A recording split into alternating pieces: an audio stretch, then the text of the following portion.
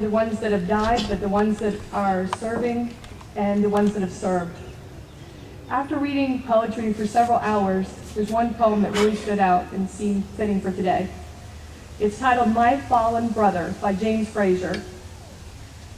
White marble stones stand proud in the sun to remember my colleagues, the heroic fallen ones.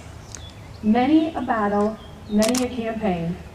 Some did return, for some never the same. On the green grass I stand, blue sky above, the souls of my comrades, like peaceful sitting doves. The name on this stone reminds me of the day my best friend and brother was taken away. An offensive was launched, brothers at war, bunker to take, at the top of the tour. Smoke screen exhaust to fill to the view on the hill. As we wind our way through, zipping bullets, blood spill. Noises of lead as they rip through the flesh. As it hit the barbed wire, now a scarlet stained mesh. Objective in sight as we approach our aim, as I hear the groan of the injured, many dead, maimed. Grenade pin pulled, bunker window we lob. Hands sweating, how many lives will we rob? Explosion flash, shouts of pain, as the smoke lifts on this bloody terrain. We enter the bunker to witness our task. The enemy lie destroyed, faces grimace, death masked. I turn to my brother to signal it's safe, as a shot rings out in this theater place. He stands still for a moment, eyes glazing and cold. The death of my sibling at 19 years old. As I open my eyes and turn to my son, I see what I have as he holds my grandson. Family values, love, and a bond, as I remember my brother, of whom I was so fond. I proudly walk past, salute as I go, the white stone standing proud, peaceful doves in a row. I find myself fortunate to stand here and tell, to talk of my brother and the fallen as well.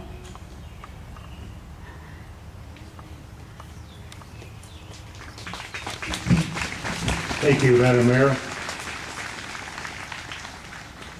My next guest was born and raised in Willard. Jim Loudon was drafted into the United States Army in 1967. He was honorably discharged in '69 as a sergeant in the Military Police Corps.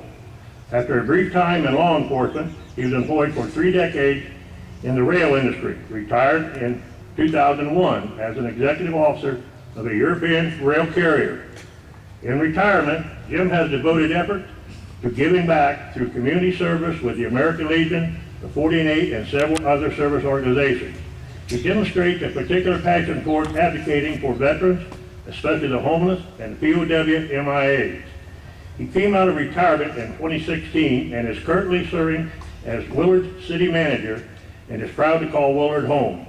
He and his wife Judy recently moved back to Willard and are the parents of 3 adult daughters. I would like to present you Jim Loudon, our guest speaker for this ceremony.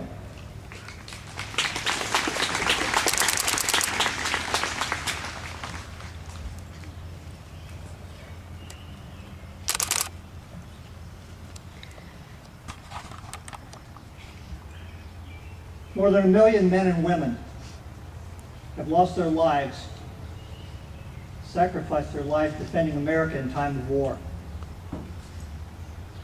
These weren't just numbers or statistics. They're real people with real families, with real dreams, and lived in real communities like Belleville. From the Revolutionary War to the War of 1812, to the Mexican-American War, the Great American Revolution, the Civil War, where nearly half of that million lost their lives. The Spanish-American War, World Wars I, II, Korea, Vietnam, Panama, the Persian Gulf, Afghanistan, Iraq, and continue the war on terrorism. Our young people have left us, and we're here to honor that sacrifice. As I was walking your cemetery early this morning, I was amazed. I found tombstones back to the Revolutionary War. The cemetery is filled with those we honor today, with the privilege.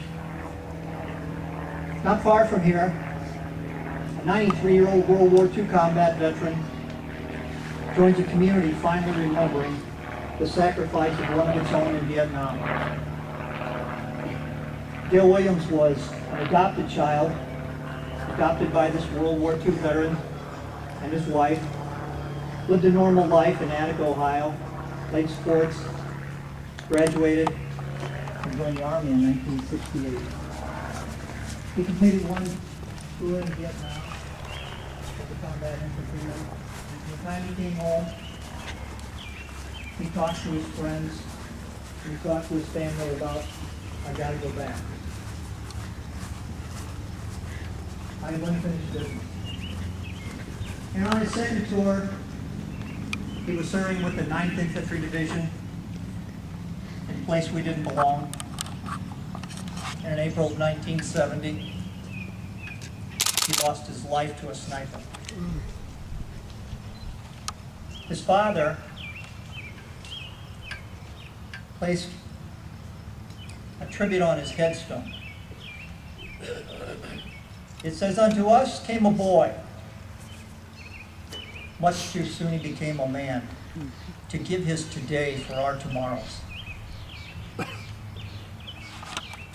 I was raised in a generation in the 60s of Blood, Sweat, and Tears was a band that I enjoyed. And one of their favorite songs, my favorite songs, was All I Ask.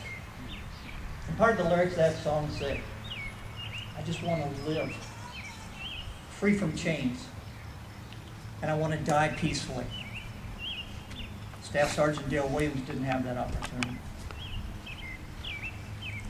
One of the most painful scars in war is not inflicted so much on the veteran sometimes, but the people who love the veteran. John Hunter Wickersham was a 20-year-old doughboy in World War I, and he understood the anguish that his mother felt as he left. And he wrote poetry, and one of the poems that he wrote, the final stanza of the poem was "The Raindrops on Your Old Tin Hat." And it reads, "And fellows, she's the hero of this great big ugly war, and her prayer is on the wind across the flat. And don't you reckon maybe it's her tears and not the rain that's keeping up the patter on her old tin hat?" The day after he wrote that poem, Second Lieutenant Wickersham was severely wounded in 4 places in combat in France. He was serving with the Army's 353rd Regiment of Infantry. Before receiving aid for himself, he addressed the wounds of the other soldiers, including his orderly. And despite the severe loss of blood and nearly unconscious, Lieutenant Wickersham then continued to take the fight to the enemy. He couldn't hold his rifle because of the wound to his right hand, and so he used his pistol until he fell dead on French soil for our freedom. For his gallantry, he was posthumously awarded the Medal of Honor. Wickersham's poem was about mothers, but it could just as easily have been about the heartache of a wife, or a daughter, or a sister. It could have described the anguish of a father, a son, a brother, a husband who felt the loss of these American heroes who died for their country. Lieutenant Wickersham made the supreme sacrifice 100 years ago when we entered World War I. It was to be the war that ended all wars. Sadly, it wasn't. Sacrifice is often made as service members perform humanitarian missions that benefit innocent civilians in far countries. Captain Mary Teresa Klinker was a flight nurse assigned to Clark Air Force Base in the Philippines when her C-5A Galaxy crashed outside of Saigon. She was evacuating Vietnam orphans. The mission was called Operation Baby Lift, and Captain Klinker died for her country at age 37. As our service members protect other people's orphans, they sometimes must leave their own grieving children. Cordell Enders is another story. I know nothing about him except he's a Civil War veteran buried in our cemetery in Attica. And as your Legion Post does, our Legion Post puts the flags out. And Burdell Enders was in their cemetery, and I couldn't find his marker. And there were 6 or 8 of us that were putting the flags out, and so I talked to the commander, his name's Glenn Studer. I said, Commander, I can't find Burdell Enders. And he called the other 5 and he said, come on boys, we owe it to them to find Burdell Enders. Miles Eckert you may have heard about. Our Sons of the American Legion 5th District Honor.